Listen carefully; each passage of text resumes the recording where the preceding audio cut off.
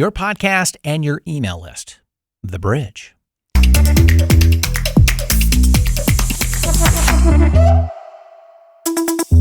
Welcome back to the Podcast Why. I'm Brett Johnson, my podcast guy, your trusted friend in podcasting. The show is here to help you reconnect with the real why behind your podcast so you can keep showing up with clarity and confidence. Here's a mistake I've seen repeatedly over 10 years of working with podcasters, and it's a costly one. They build the podcast, they work hard on it, they're consistent, they grow an audience, and then they wonder why none of that is translating into clients or revenue. When I dig in, I almost always find the same gap. The podcast is operating on an island. It's not connected to anything else in the business. There's no bridge. The bridge is, in most cases, email.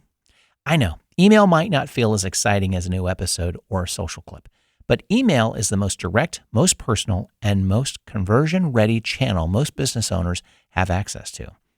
And your podcast should be feeding it deliberately, consistently, and strategically. Your podcast gets people's attention. Email keeps it. Those are two different jobs, and they work together. When you separate them, you're leaving the most valuable part of the relationship on the table.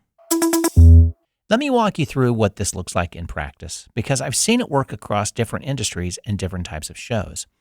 The podcast creates a moment of trust. Someone hears you think through a problem clearly, share a perspective they hadn't considered, or say something that makes them nod along and think, this person gets it. That's the moment. But the moment is fragile. They're driving, they're walking, they're multitasking. If you don't give them a clear, simple next step, that moment passes and they move on. Your call to action is the bridge. It should be specific, low friction, and genuinely valuable. Not follow me on social media, not check out my website. Something they can act on immediately that moves them into a channel you control, a free resource relevant to the episode, a short email series, a newsletter that deepens the conversation. That's the invitation. And when it's tied directly to what they just heard, the conversion rate is significantly higher. I've worked with podcasters who resisted this step because it felt too salesy. Well, here's what I tell them. A well-crafted call to action isn't selling, it's serving. You're offering them more of what they came for in a format where you can reach them directly, continue the relationship, and eventually invite them into your work. That's not a pitch. That's a logical next step. Once they're on your list, your email sequence does the work. It reinforces your expertise, addresses common objections, and when the time is right, makes an offer. The podcast brought them in. The email takes them further. Here's what I want you to do with this episode.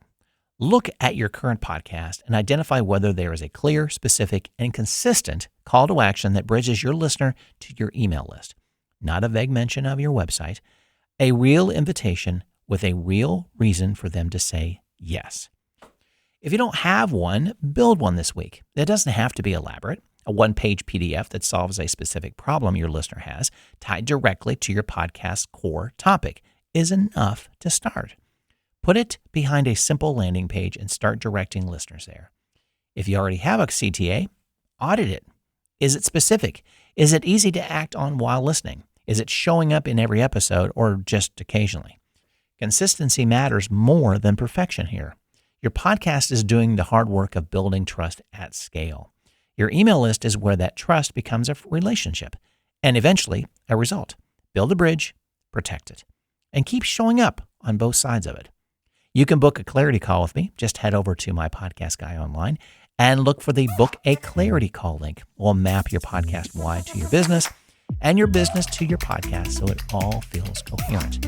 Thanks for listening to the Podcast Why. I'm Brett Johnson, my podcast guy, and I'll talk to you in the next episode.